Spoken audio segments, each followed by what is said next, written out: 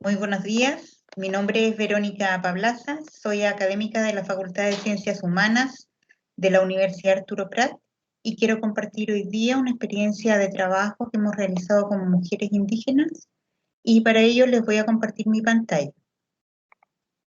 El trabajo que realizamos se denomina Memoria Pedagógica Colectiva, Voces de Mujeres Indígenas en la Educación Infantil. Somos un equipo de académicos de la facultad que hemos trabajado en esta experiencia. Algo que conozcan de nuestra universidad, la Universidad Arturo Prat es una universidad regional, es una universidad pública y uno de sus principales objetivos, declarados incluso en su misión y visión, es la vinculación con los pueblos originarios, la educación intercultural y la movilidad social.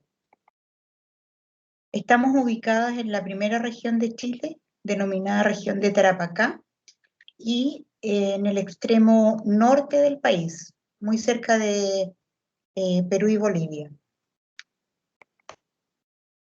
Esta experiencia corresponde a una experiencia formativa con 7 mujeres indígenas aymaras de esta región, quienes se desempeñan como educadoras tradicionales de lengua y cultura indígena, que en Chile conocemos con la sigla ELSI. Y ellas se desempeñan enseñando la lengua y la cultura aymara en el sistema educativo formal de educación parvularia chilena. Esta experiencia consistió en una capacitación, sin embargo, en esa misma capacitación lo que nosotros hicimos fue rescatar relatos y prácticas pedagógicas, los que tuvieron por objetivo rescatar los saberes y principios ancestrales de estas mujeres que ejercen la pedagogía infantil y disponerlos para la educación en primera infancia. Otro de los objetivos que tuvo este trabajo fue identificar prácticas educativas de aula de las educadoras tradicionales con el fin de fortalecer las disposiciones pedagógicas naturales e innatas de ellas. Y por último, el propósito fue correlacionar esta memoria colectiva con las prácticas educativas actuales que desempeñan en las aulas.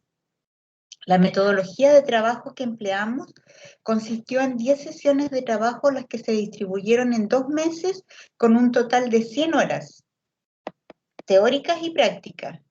Hicimos trabajos individuales, grupales y colectivos, en donde se compartieron memorias de su infancia en torno a la educación tanto formal como no formal y en relación también a sus prácticas pedagógicas que ejercían en las aulas. El soporte técnico que utilizamos para recoger la información fueron las entrevistas en profundidad, los diarios reflexivos de sus prácticas y las biografías personales de sus vidas. A continuación, les voy a compartir algunos relatos y algunas muy breves interpretaciones que en conjunto con ellas hemos realizado. Sara nos comparte en este relato, dice: yo soy una mujer alegre, risueña y entusiasta porque mi pueblo es así.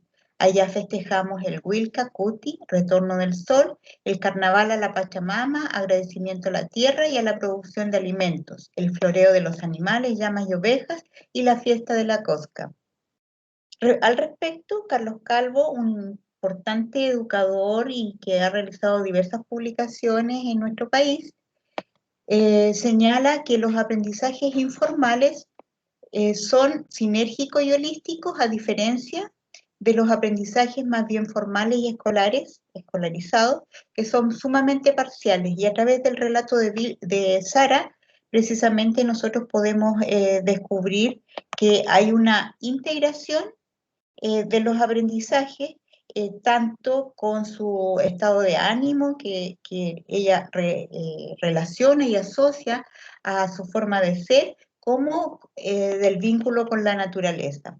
Por otra parte, Vilma, otra de las Elsie, nos cuenta que cuando niña, dice, fui muy feliz porque jugaba mientras acompañaba a pastorear a mi madre y me entretenía con la lana que ella me daba.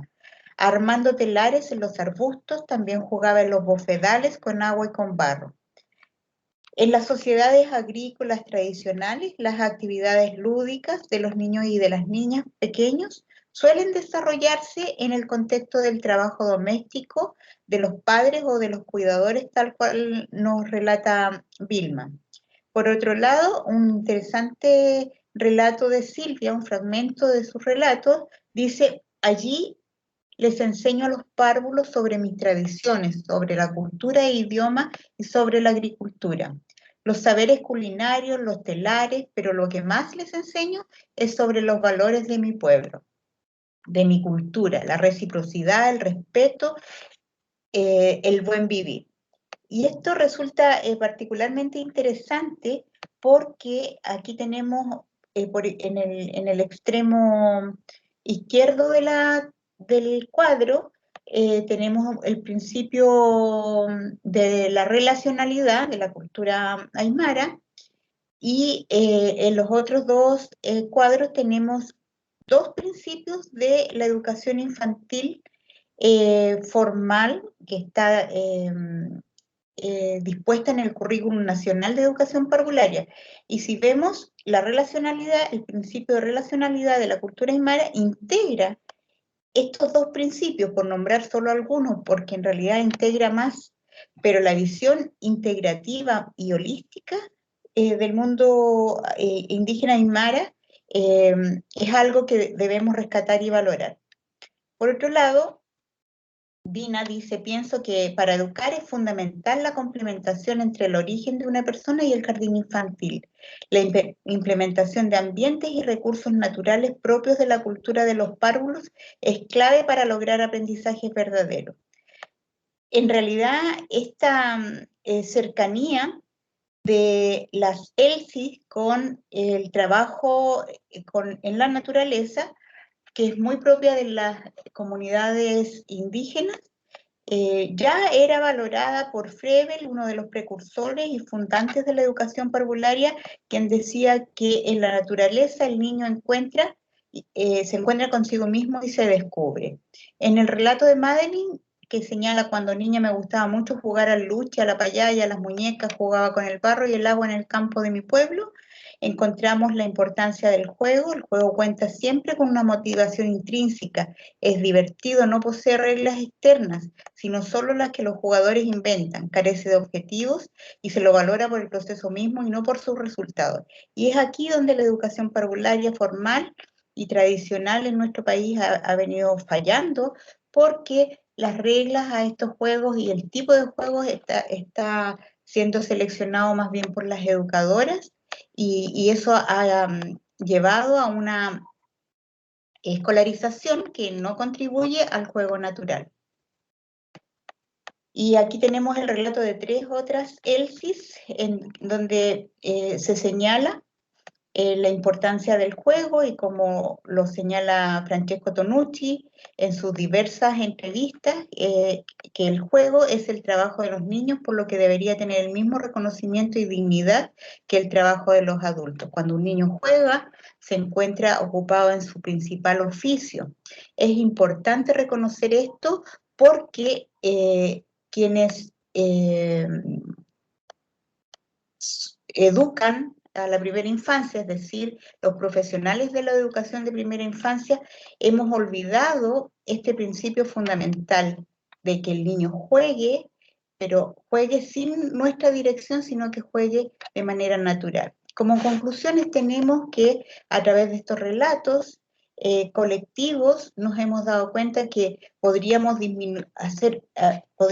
tener una disminución de la sobreescolarización de la educación infantil, un incremento de experiencias lúdicas como estrategia educativa, y rescatar esa estrategia educativa que es desde los principios fundantes de la educación.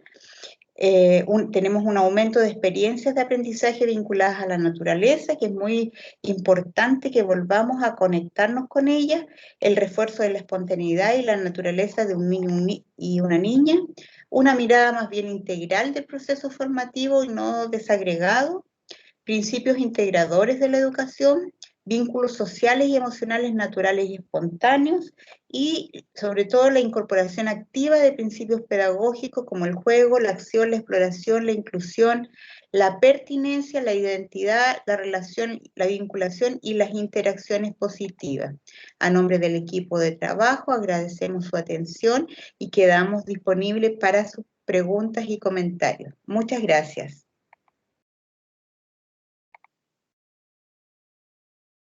Con mucho gusto me despido, les agradezco también la atención y les deseo un muy buen día.